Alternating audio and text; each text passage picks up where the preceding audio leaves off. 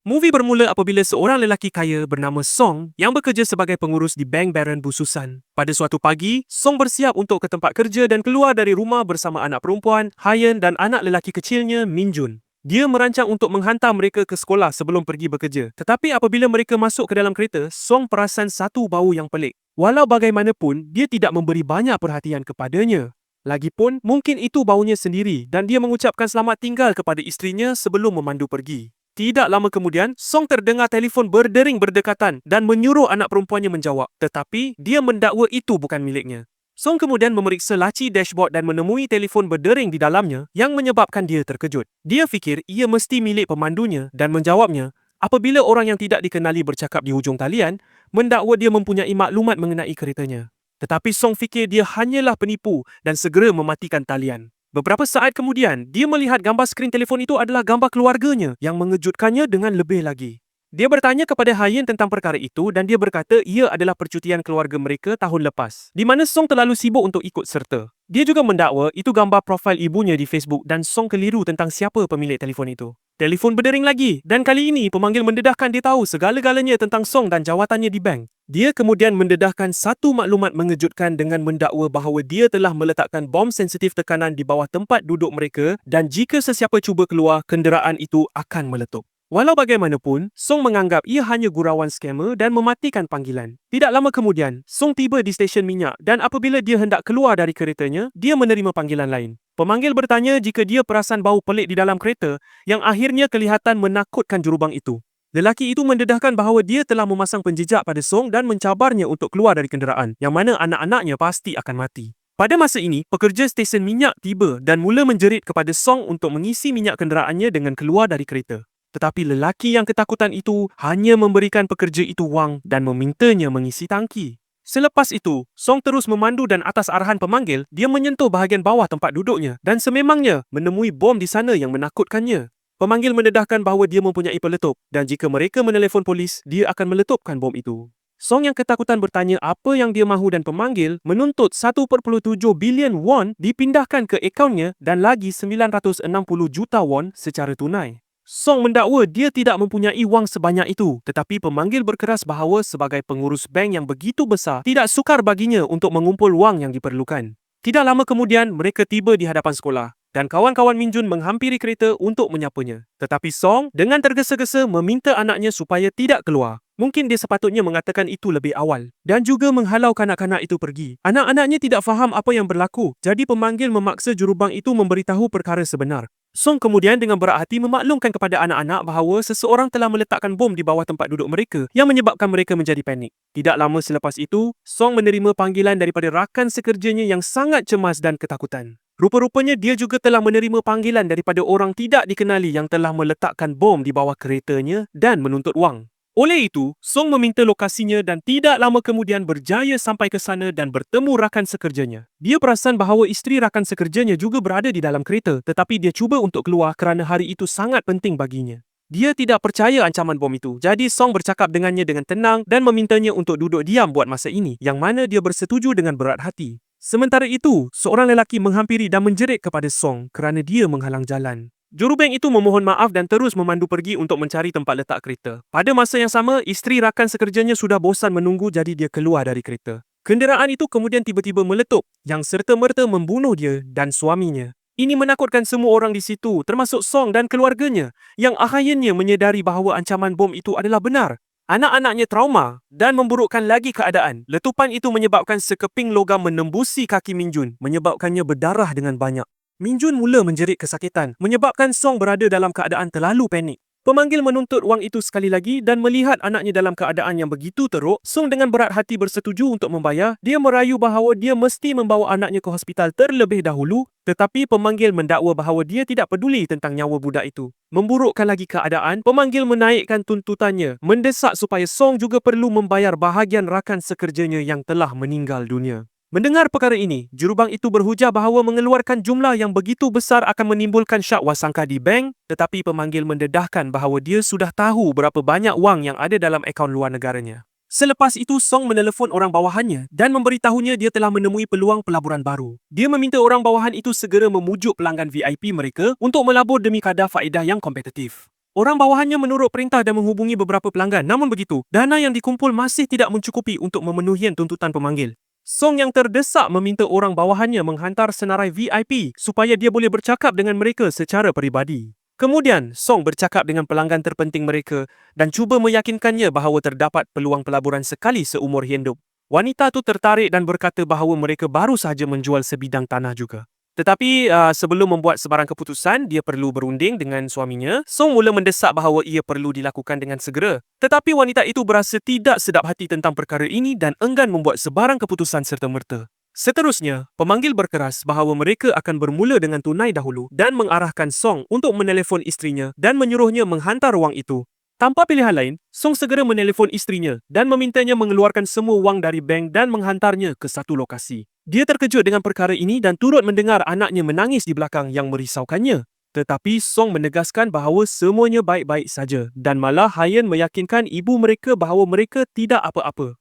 Wanita yang curiga itu berkata dia akan memberitahu polis, tetapi Song menasihatinya dengan tegas supaya tidak berbuat demikian. Dia kemudian merayu kepada isterinya untuk melakukan seperti yang dikatakannya yang akhirnya dipersetujui oleh isterinya. Sementara itu, di balai polis, beberapa pegawai sedang menyiasat letupan yang berlaku sebelum ini. Mereka menonton rakaman CCTV dan mengecam Song yang sedang bercakap dengan rakan sekerjanya sebelum kejadian itu dan nampaknya mereka sedang bertengkar. Mereka juga perasan Song bergerak menjauh sejurus sebelum letupan yang mencadangkan bahawa dia tahu mengenainya lebih awal. Oleh itu, mereka menganggap Song sebagai pelakunya, mempercayai bahawa dia mesti telah membunuh rakan sekerjanya kerana persaingan perniagaan. Tuduhan itu agak melampau memandangkan mereka tidak benar-benar melihatnya membaling bom tangan dalam rakaman itu. Tidak lama kemudian, Song berhenti di hadapan bank di mana dia perasan isterinya juga telah tiba. Tetapi, dia telah membawa seorang kawan yang membimbangkannya. Isterinya masuk ke dalam untuk mengeluarkan wang manakala kawannya cuba bercakap dengan Song dan mengetuk tingkapnya. Tetapi Song memberi isyarat kepadanya untuk menjauhkan diri dan memandu pergi dari situ.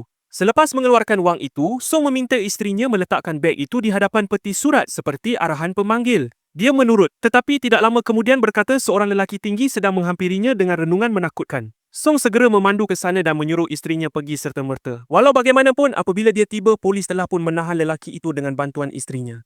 Melihat perkara ini, Song mengeluh, lega kerana dia dan keluarganya akhirnya selamat. Tetapi yang menakutkannya, pemanggil itu masih di talian dan memberitahunya mereka melakukan kesilapan besar dengan menghubungi polis. Dia kemudian memulakan kiraan detik untuk letupan dan Song serta anak-anaknya bersiap sedia untuk kemungkinan terburuk. Tetapi bukannya kenderaan itu peti surat yang meletup di tengah jalan yang sesak. Jalan itu diselubungi asap, tetapi nasib baik isteri Song terselamat daripada letupan itu dan dapat berkomunikasi dengannya. Susulan itu, Song yang panik memandu pergi dari situ. Manakala pemanggil menuntut supaya dia menyerahkan wang itu walau dengan apa cara sekalipun. Pada masa yang sama, polis menonton satu lagi rakaman CCTV dan perasan bahawa Song sekali lagi berada di tapak letupan. Mereka menyimpulkan bahawa dia mesti ada kaitan dengan kejadian yang sedang berlaku dan menghantar pasukan pencari untuk memburunya. Sementara itu, Song menelefon orang bawahannya tetapi ternyata dia tidak berjaya mengumpul wang yang cukup. Song menjerit kepadanya dan memberitahu pemanggil bahawa dia akan memindahkan apa sahaja yang dia ada dan merayu supaya anak-anak itu dilepaskan. Walau bagaimanapun, pemanggil berkata dia tidak akan bekerjasama melainkan dia menerima setiap sen yang dituntutnya. Memburukkan lagi keadaan, Min Jun sudah kehilangan banyak darah dan hampir pingsan. Song meminta pemanggil membenarkan anaknya pergi ke hospital dahulu tetapi lelaki itu tetap tidak menunjukkan belas kasihan. Tidak lama kemudian, Song didatangi oleh seorang pegawai polis yang memintanya keluar dari kereta untuk berbincang tetapi jurubang itu enggan dan mula memandu pergi laju mencari hospital. Ini memaksa polis mengambil tindakan drastik jadi mereka mengerahkan beberapa kereta polis dan helikopter untuk menangkapnya. Susulan itu, kejar-mengejar berlaku antara polis dan Song tetapi mereka akhirnya berjaya mengepungnya tanpa ada jalan keluar. Seorang pegawai mendekatinya dan meminta Song keluar dari kereta tetapi dia memberitahu mereka bahawa ada bom di bawah tempat duduknya dan sedang diugut pemanggil misteri. Dia berkata jika mereka tidak membiarkannya pergi, dia akan meletupkan bom itu bersama anak-anaknya.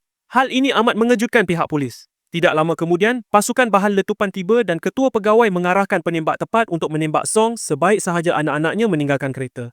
Seorang pegawai wanita menghampiri dan merayu kepada Song untuk melepaskan anak-anaknya, tetapi lelaki yang terdesak itu enggan dan kemudian menunjukkan paparan panggilan telefon itu. Pegawai itu memahami betapa seriusnya keadaan dan menyerahkan beberapa botol air bersama walkie-talkie supaya mereka boleh mendengar segala-galanya.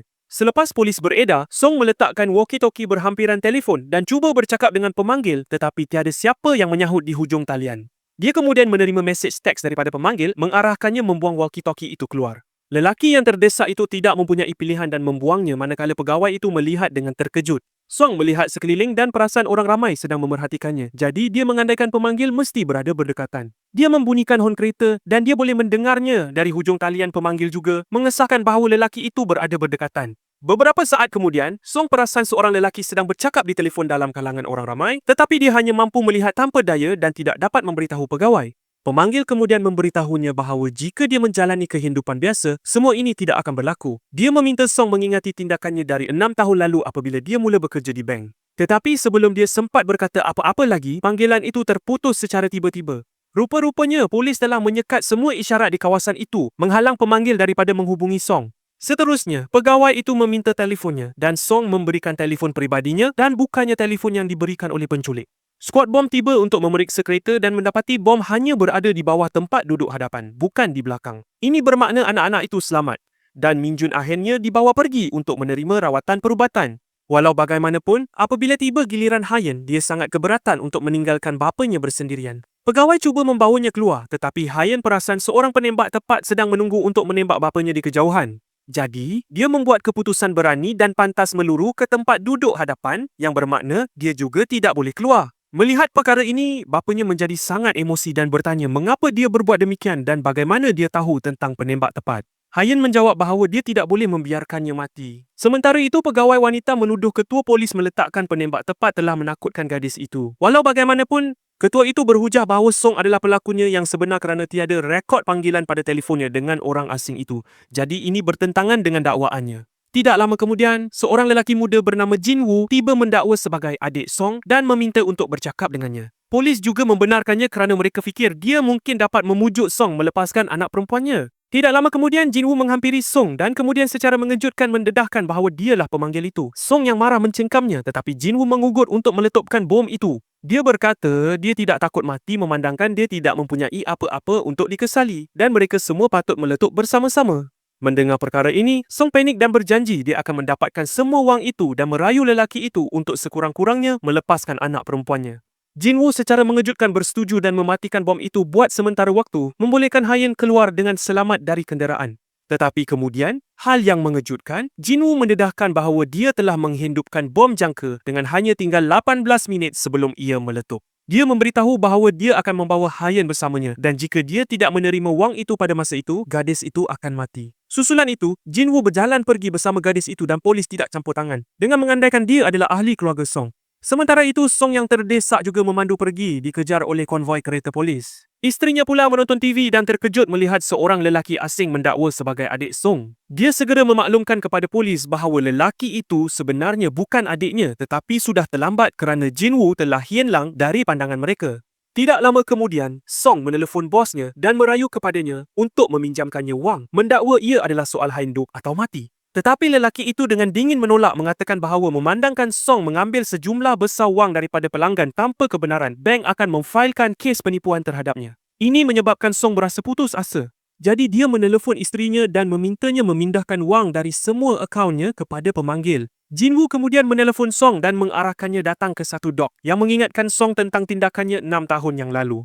Melalui imbas kembali, didedahkan bahawa 6 tahun lalu, Song bekerja sebagai pekerja biasa di Bank Baron. Bank itu telah menggunakan taktik pemasaran yang menipu untuk meyakinkan beberapa pekerja kilang kimia untuk melabur dalam syarikat mereka. Apabila pasaran tiba-tiba jatuh teruk, ramai pelabur kehilangan simpanan seumur hidup mereka, termasuk seorang wanita miskin yang hamil yang telah melaburkan segala yang dimilikinya. Walau bagaimanapun, daripada membantu, Song memusnahkan bukti dan menutup salah laku bank itu. Atas peranannya menyembunyikan penipuan itu, pihak atasannya memberinya ganjaran kenaikan pangkat kepada pengurus cawangan. Wanita hamil yang terdesak itu kemudian merayu kepada Song dan meminta nasihatnya untuk sekurang-kurangnya mendapatkan semula pelaburan pokoknya, tetapi lelaki tamak itu tidak mengendahkannya.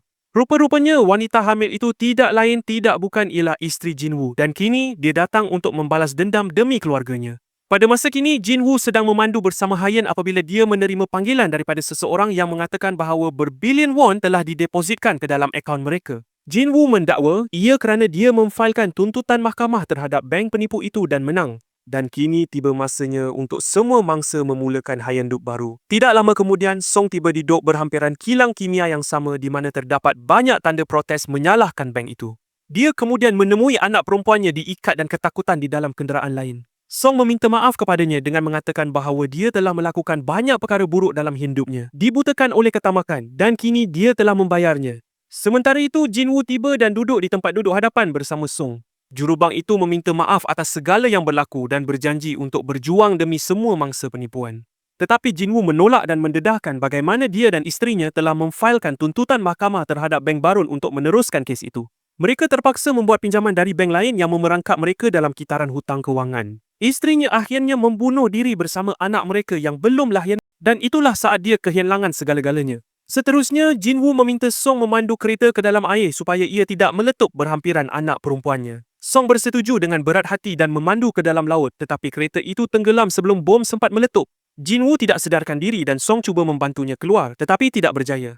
Tidak lama kemudian, bom itu pun meletup. Nasib baik Song berjaya melarikan diri daripada letupan itu dan diselamatkan oleh polis. Dia kemudian bertanya kepada pegawai mengenai Jin Woo tetapi ternyata lelaki itu meninggal dunia secara tragis. Selepas kejadian ini, Song memutuskan untuk mengubah hidupnya dan berjuang demi mangsa yang tidak bersalah. Dia mendedahkan kepada umum dan mengakui semua tindakan penipuan yang melibatkannya dan bank itu. Dia mengakui bahawa dia telah memusnahkan bukti asal tetapi keterangannya sudah cukup untuk membawa pelaku ke muka pengadilan. Dalam adegan terakhirnya, Song sedang memandu apabila dia menerima panggilan daripada bosnya yang merayu supaya dia tidak meneruskan kesnya dan malah menawarkan untuk memberikan kembali jawatannya. Walau bagaimanapun, Song mematikan talian menjelaskan bahawa dia tidak akan berhenti sehingga keadilan benar-benar ditegakkan sepenuhnya. Movie pun tamat. Jika anda menikmati ringkasan movie ini, jangan lupa untuk subscribe dan beritahu saya apa yang anda fikirkan tentang movie ini di ruangan komen. Terima kasih dan bye-bye.